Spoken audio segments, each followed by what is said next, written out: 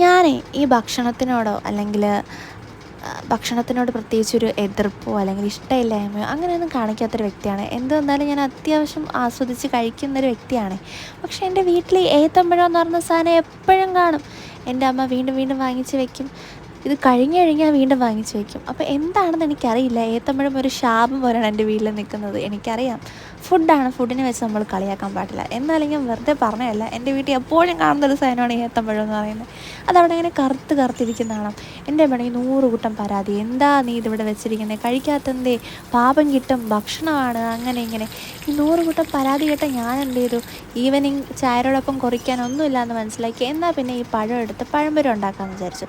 പ്രത്യേകിച്ചൊന്നുമില്ല, കുറച്ച് മൈദപ്പൊടിയും കടലപ്പൊടിയും അരിപ്പൊടിയും ഉപ്പും പഞ്ചസാരയിട്ട് നല്ലോണം മിക്സ് ചെയ്തിട്ട് പഴം ഒന്ന് നന്നായിട്ട് ഈ ബാറ്ററിൽ നല്ല തിളച്ച എണ്ണയിലൊന്ന് മുക്കി പൊരിച്ചെടുക്കുക എന്നുള്ളതാണ്. നല്ല ക്രിസ്പി പഴംപൊരി ആണെങ്കിലും ഈ പഴം അവിടെ വെറുതെ കറുത്തിരുന്നെങ്കിൽ കഴിക്കുമായിരുന്നു ആരെങ്കിലും? ഇല്ല, പഴംപൊരി ഇപ്പോൾ എല്ലാവരും കഴിച്ചു.